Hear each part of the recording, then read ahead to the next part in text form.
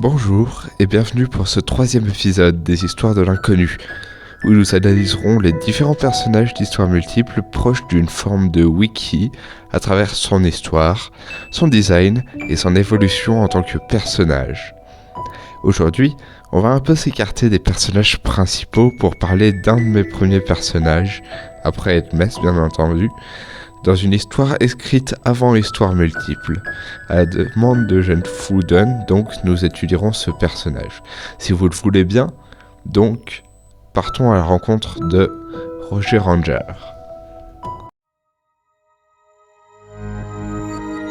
Commençons par le design de ce dernier. Roger n'a jamais vraiment été dessiné ni imaginé dans les détails. Il est un homme de 1m75 aux cheveux roux semi-longs bouclés et aux yeux verts. Rien de plus n'est indiqué dans le livre, et pour cause, Roger a toujours été un personnage secondaire.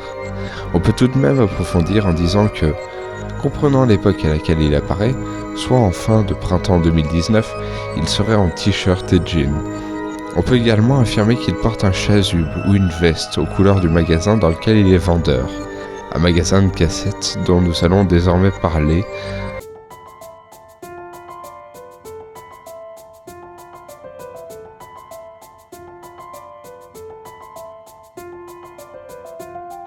Alors, qui est Roger Ranger ? Il est vendeur, associé en duo avec Michel le Disparu, dans un magasin culturel, qui est l'endroit où on vous vendra des disques, des CD, des vinyles, des cassettes parfois même. Il a rejoint Michel le Disparu suite à sa proposition de copropriété d'un magasin que les anciens employés et l'ancien patron avaient fini par déserter, ramenant avec eux la quasi-totalité des produits autres que quelques cassettes et le reste de la caisse.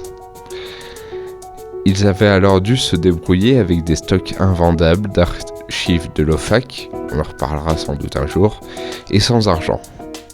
Bien que ces rafistolages eussent tenu plus de 5 ans, Michel le Disparu sera contraint de proposer une baisse de salaire afin de ne pas couler définitivement la boîte. Déjà sous-payé, Roger refusera de négocier. Une cliente étrange viendra acheter un bon nombre de cassettes restantes, redonnant un peu d'espoir à Roger. Cet espoir cédera cependant rapidement lorsque, une fois la transaction effectuée, il constatera la disparition de Michel le Disparu, fuyant la confrontation avec son collègue pour minimiser les soupçons sur sa personne. Il contactera alors au plus vite les autorités d'Arnaque-la-Poste et leur communiquera la disparition de ce dernier. Suite à ces événements, il deviendra alors le nouveau propriétaire du magasin de cassettes. Dévoré par la curiosité, il finira par prendre les cassettes d'archives et prendra connaissance des pratiques de l'OFAC. Dénoncé par le voisinage, il sera abattu quelques jours plus tard, et cette affaire sera dénoncée comme la disparition d'une autre personne dans le dossier de l'affaire Pacrel, disparaissant alors définitivement de toute archive.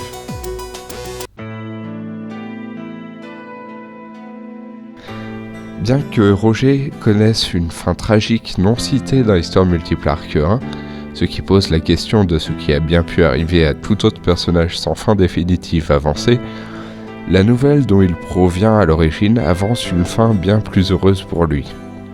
L'OFAC n'existe alors pas, et, à la suite d'un procès de Michel le Disparu dans l'une des fins de cette nouvelle, étant donné que cette nouvelle a plusieurs fins possibles, Roger sera indemnisé par Michel le Disparu pour le tort occasionné et pour le vol de sa collection de timbres.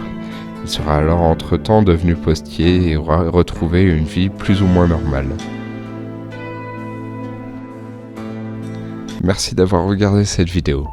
J'espère qu'elle vous aura plu. Étant plus courte, elle m'aura permis de ne pas vous laisser avec ces périodes de vide comme l'année dernière et les années précédentes. Si ce type de format vous plaît et que vous voudriez en savoir plus sur un personnage que je n'ai pas encore choisi, n'hésitez pas à aller à mentionner en commentaire et je me ferai un plaisir de le présenter ou de la présenter. Sur ce, passez un bon restant de la journée et à la prochaine fois.